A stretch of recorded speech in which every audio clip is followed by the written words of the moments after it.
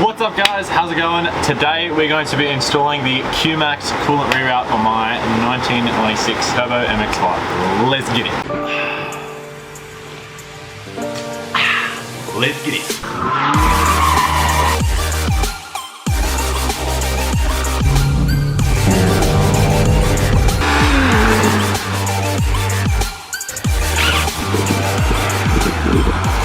Welcome to my world. So here is everything you get in the kit. You get the rear housing plates, which now hold the thermostat. You get these two blanking plates.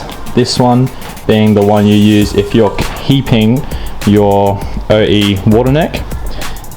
This one you use if you're not keeping it, and you use that to completely blank off the port. You get a very long piece of upper rad hose, a thermostat, some fittings, some hoses, and some Permatex water pump and thermostat housing. So you get everything you need to install this onto your 1.8 engine. So let's get started installing this bad boy. Alrighty, so step one is to take your old rear thermostat housing on NA8s and undo the coolant temperature sensor, because we're going to use that and put it and transfer it over to the other one. So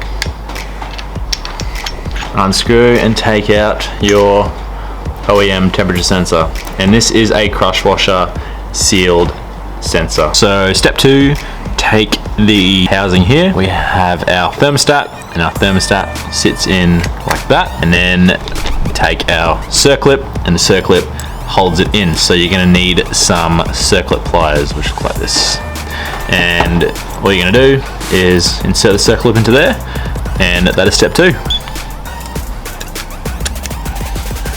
There we go, just like that. So your next step is to make sure that the back of the head's aluminium mating surface is clean.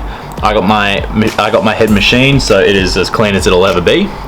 But you just want to make sure that that doesn't have any residue oil, any gasket surface on it, otherwise it won't seal with the new housing. Now that we have our thermostat into here, we are going to take this housing, put a little bit of sealant along here, and then this will install into there.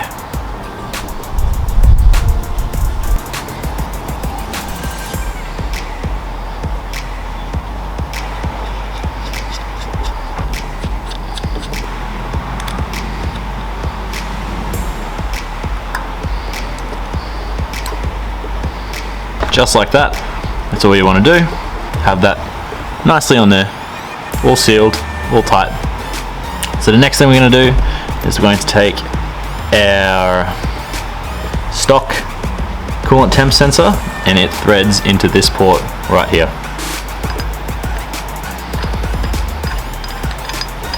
Now bear in mind, this isn't an NPT thread, so it relies on grounding to seal.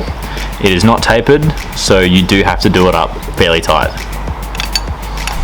This side of the housing is nearly done. We do have to install a little bleed port, and that goes in there. Now that already has some Loctite already on it, so you don't have to put any more on that. Now this is a 12mm, and it will begin to bind as it is a NPT thread. So once it starts biting, be very careful not to over tighten it. Now we have the bleed nipple installed in there. Now we're going to put some sealant around this hose barb fitting, just around at least the first 4 threads. And then we have to screw this into the back here. Now this is also an NPT thread, which means that it will naturally begin to bind, and you won't be able to do it up all the way. Do not do it up all the way, or you'll crack your housing. And now we're going to also insert one of these little boys into here. Now that this is done, I have this little 1/8 NPT port screwed in. Apply a little bit of sealant to that, and then on it goes. Now we're going to apply a bit of sealant to this, just a thin layer, and then we're going to put it onto the back of the engine. Just like that, and now it's ready to go onto the motor. You get a supplied 10mm bolt and then you use the factory stud that's still sitting in the bottom of here.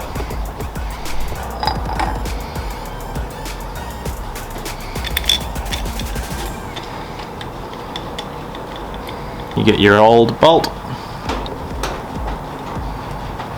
Now just do them up.